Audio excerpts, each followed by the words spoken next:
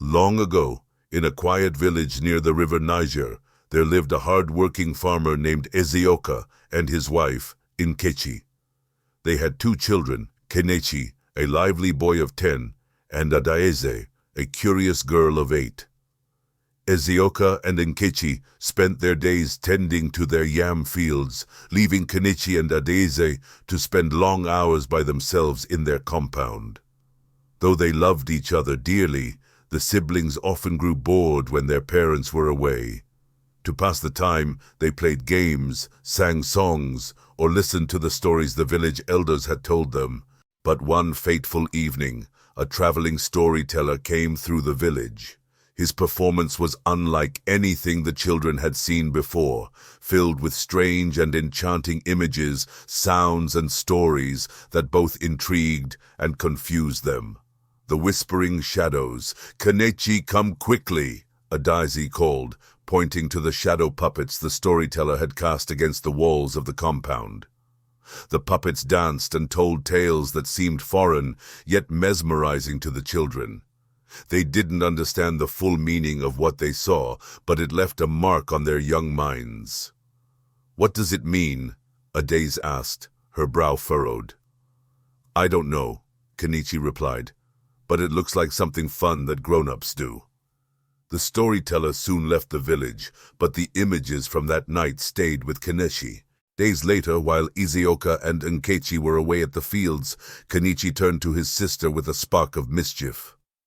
"Adaeze, let's try what we saw the shadows doing," he suggested. Adaeze hesitated, her instincts warning her against it.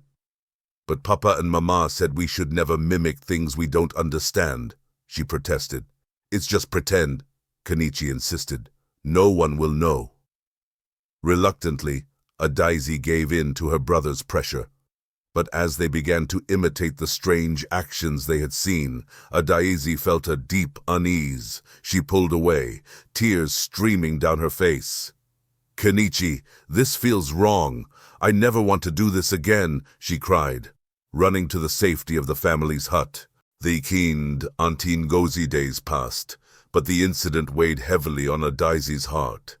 She noticed her brother growing more insistent and stubborn, no longer the playful sibling she had known.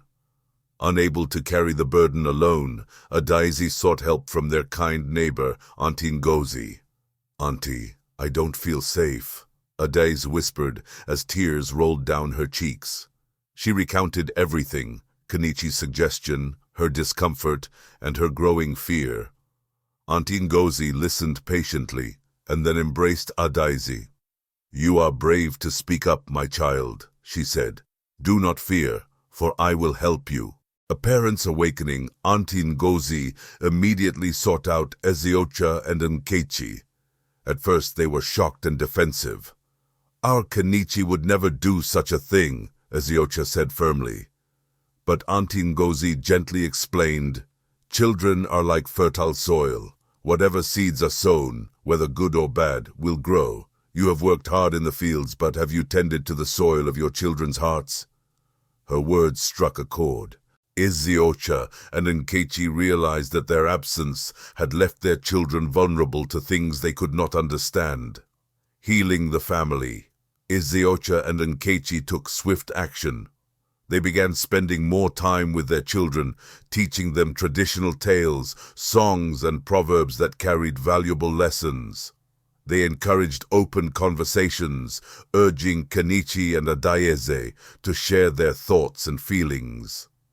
The family also sought guidance from the village elder, Papa Okonkwo, who spoke to the children about the importance of understanding the world around them and trusting their instincts. "You are not too young to know right from wrong," he told them. "If something feels wrong, it is your spirit warning you to step away." Gradually, Kenechi and Adaeze found joy in their parents' renewed presence. They spent evenings playing games, listening to stories by the fire, and learning the wisdom of their ancestors. A new dawn one evening, as the family sat under the stars sharing roasted yams, Adaeze turned to her parents with a soft smile. "Thank you for hearing me," she said. Her words, though simple, brought tears to Nkechi's eyes. In that moment, the family realized the power of listening, love, and unity. From that day, the Thompsons became a model family in the village, reminding everyone that children thrive when their voices are heard and their hearts are nurtured. The lesson. This tale teaches that children are treasures to be guided with love and attention. Like a tender yam sprout, they need care and wisdom to grow into strong and healthy adults. And just as the soil must be tilled, so must parents cultivate the hearts of their little ones with patience and understanding.